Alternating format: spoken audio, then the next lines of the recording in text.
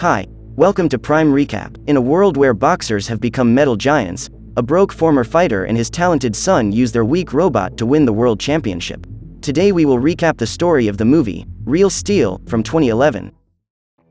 In the late afternoon, a truck is on the road, heading towards the city of San Leandro, in California.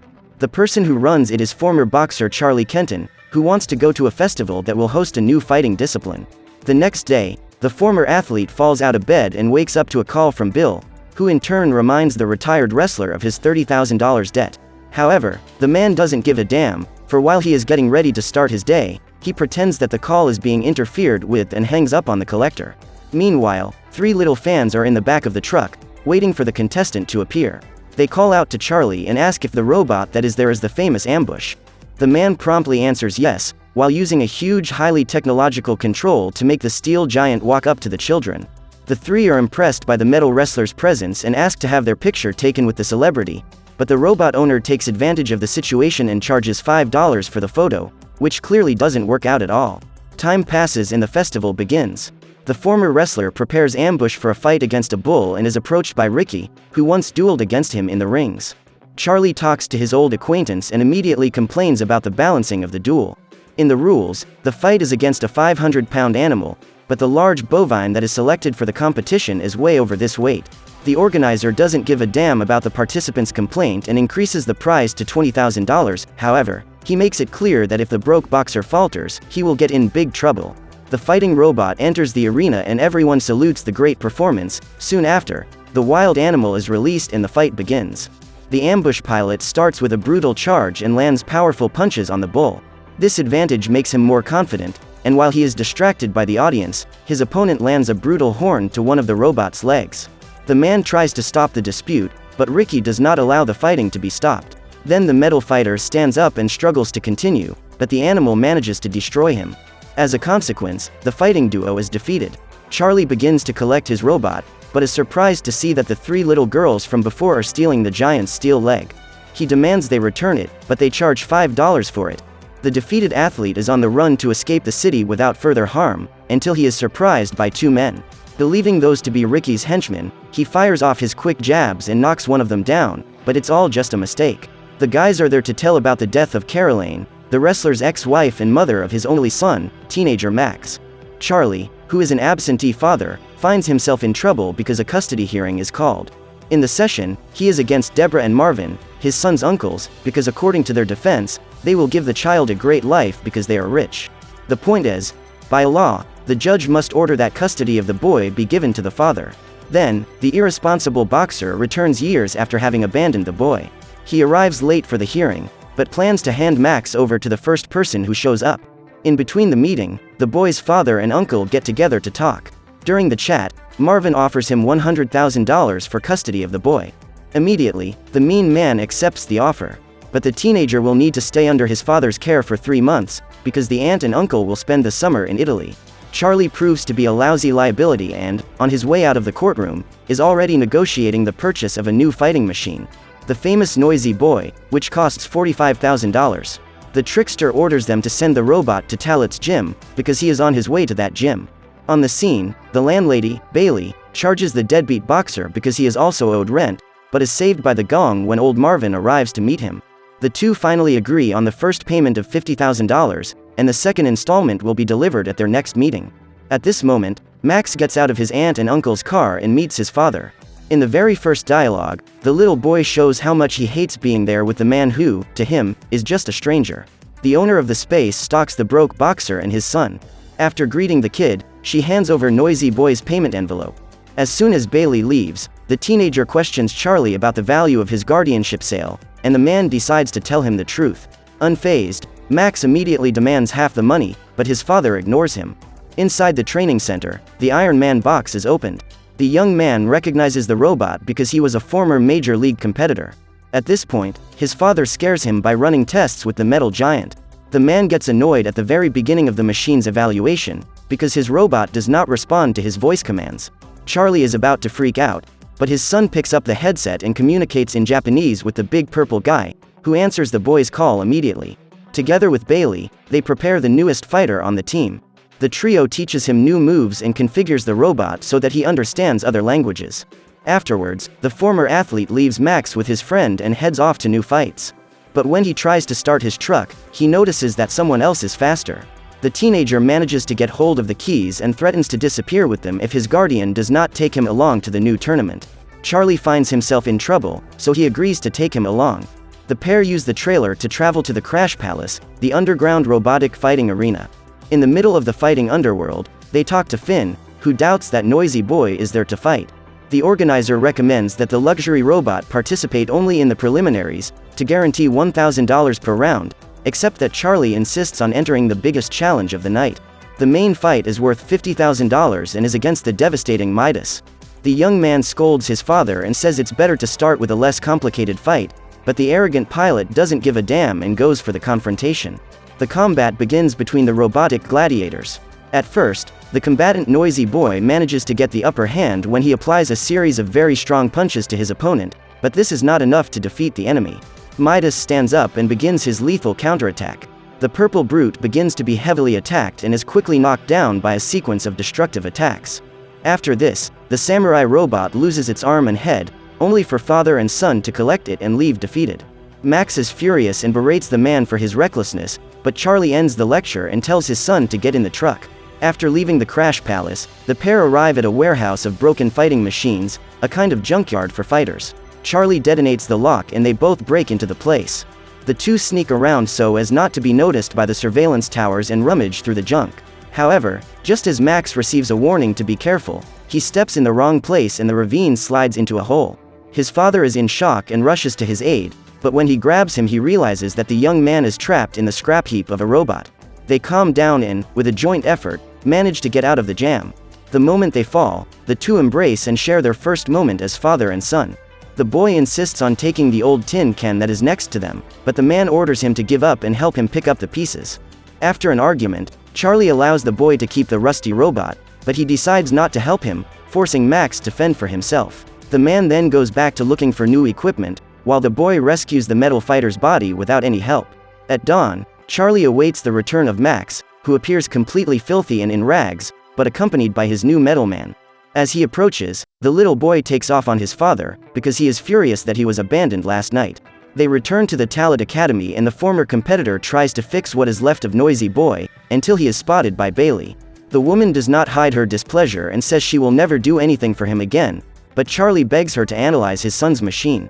Bailey says it is a second-generation robot and the former wrestler concludes that he could sell it. However, Max now owns the Rusty Titan and prevents him from doing so. She then removes the machine from the charger and manages to reactivate it. When the giant gets up, he repeats the boy's movements, and the woman notices that the machine has a rare mirroring mode. They start controlling it with the remote control and Max mentions that it is identical to the joystick on his video game. The teenager washes and removes all the mud from the carcass of his robot and discovers that his name is Adam. Later, Max is excited and asks the couple if their steel giant is capable of fighting. Charlie replies that he doesn't, as he is just an old invention with no fighting skills, but the boy doesn't listen to him and insists that he put him in a fight. Max is committed to the idea, so during the early morning hours he takes his robot for a run. The next day, the boy asks about his father to Bailey, who is eating his breakfast. At that point, she tells him that in the past, the gym owner was Charlie's trainer and then shows him the newspaper headline about the famous 2007 fight, which was one of the biggest fights of his entire career. The conversation is interrupted when the retired wrestler himself appears and tells the boy to go pack his bags.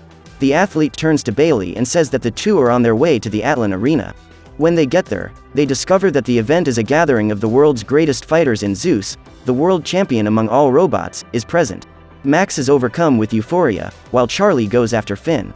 As soon as the two are separated, a crowd of reporters almost run over the boy, all to get closer to the star of the night. Everyone surrounds the great champion of robotic combat, photographs him, and tries to interview his owners, Farah Lemkova and Tak Mashido. They show how powerful their machine is, because it is able to reprogram its dueling data and is thus always readapting and strengthening itself. They say this to justify why he has never been defeated and Max watches everything closely. Elsewhere in the event, Charlie is talking to Finn. The man tries to convince the organizer to put him in a fight, but the rumors about him are not the best. The host asks if Charlie owns any robots, and when he finds out that it is a G2, he sends his old, inconsequential friend to the zoo. After everything, Charlie finds his son again and complains about the fact that Max has disappeared, but soon tells him the good news: the long-awaited duel is scheduled. The next morning, the father is awakened by the agitation of the boy, who has been training Adam for several hours through the mirror movements. Sometime later, the trio arrives at the famous zoo and the duo of competitors make their way to the betting place. There, they are met by Kingpin. The challenger warns them that their fight will be against Metro, for $100 per round. Charlie is willing to accept the challenge, but Max suggests that if the G2 machine can hold the 1-minute round, they win $1,000. The long-awaited moment arrives and everyone enters the arena. Charlie offers to control Adam, but Max takes control of his hands and prepares to pilot it. As combat begins, the difference in power and experience becomes clear. Kingpin and Metro take advantage of the boy's inexperience and land powerful blows on his robot carcass, which is also weaker than his metal opponent. Charlie acts as an advisor and gives movement tips to his son, who manages to perform some dodges. But still, the beating continues. The other Iron Giant continues smashing and punching the second-generation robot, which plummets to the ground. He is weak, but extremely determined. Old Adam manages to get up in the last seconds of the round, earning the team its first $1,000. Disgusted, Kingpin goes to his opponents and doubles the amount for the next round. Even though his father does not agree with this bad idea, Max accepts the proposal without a second thought. The second round of the duel begins and Max is now more attentive, so he doesn't fall into the same trap. When Metro tries to attack him, the steel giant dodges and hits his enemy with the jump the boy taught him earlier. His fists reach the other robot's chin and manage to damage its system. Dazed, the metal man begins to strike himself repeatedly, until he overheats and goes into a knockout.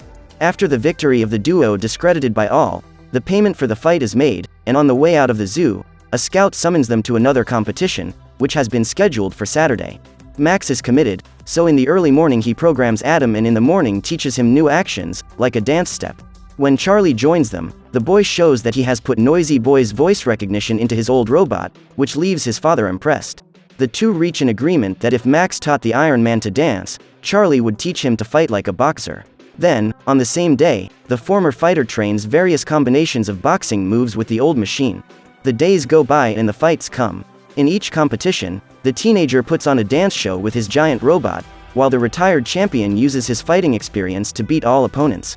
The team reaches the spotlight of the sport and the press is extremely interested in them, to the point that they get a spot to fight in the official WRB League in Detroit.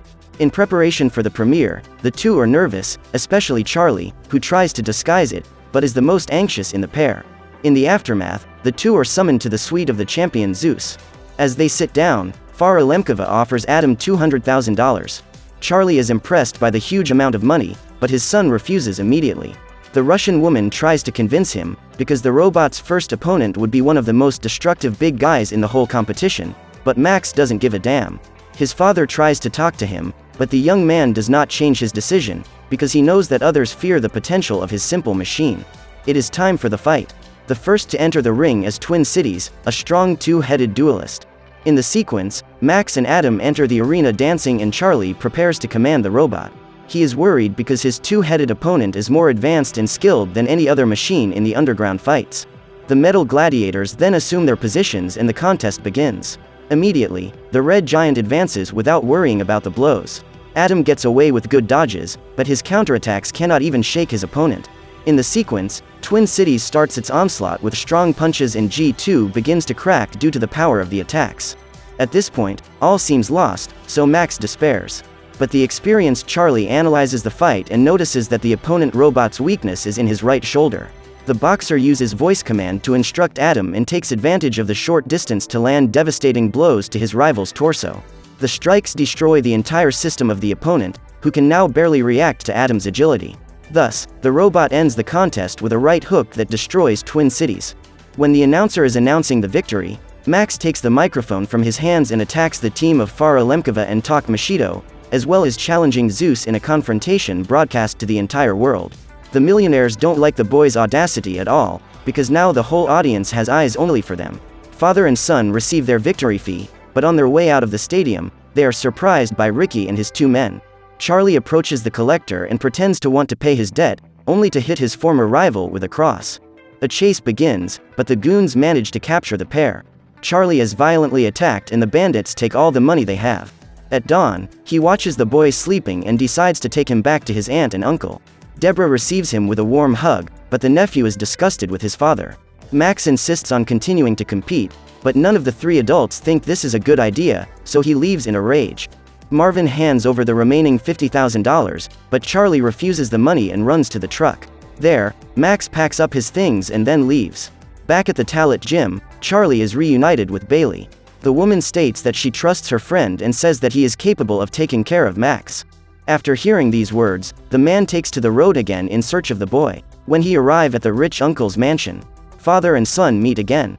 Charlie apologizes for everything and regrets the death of Max's mother, but soon changes the subject and says that his visit is to take the boy to the fight against Zeus.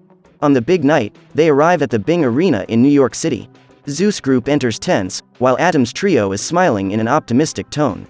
Finn is arranging some bets, until Ricky arrives and puts up $100,000 on defeating the junk robot. Then Zeus enters the ring with a powerful leap and the fight begins. As the two fighters approach each other to shake hands, the world champion raises his arm and lands a strong punch on Adam, who is unable to fight back and ends up on the ground. Old G2 gets up, but in less than 10 seconds he is hit by a sequence of 3 massive crushes and again ends up going to the canvas. The more he stands up, the more his immense enemy fills him with punches. His body is hit by countless blows, to the point where his opponent almost throws him out of the ring. After the third fall, Adam is wiped out, yet Max's appeal seems to help him get back on his feet. Zeus pushes him back into the corner of the ring with his unmatched strength, but, unexpectedly, a hook hits him. At last, the little fighter manages to strike him for the first time. The audience goes wild and the excitement only increases, because Charlie's robot reacts and manages not only to resist, but also to counterattack with a sequence of powerful punches. The round comes to an end and Ricky tries to flee the arena to avoid paying the bet, but Finn and his men do not allow him to escape. The fight remains frantic. Adam keeps getting hit by Zeus, but as the rounds go on, his fists also reach the greatest fighter on the planet, who, for the first time, has his face hurt. In the fourth round, the G2 robot stops hearing Charlie's commands due to the damage caused by the punches it received, but by leaps and bounds it manages to survive this round.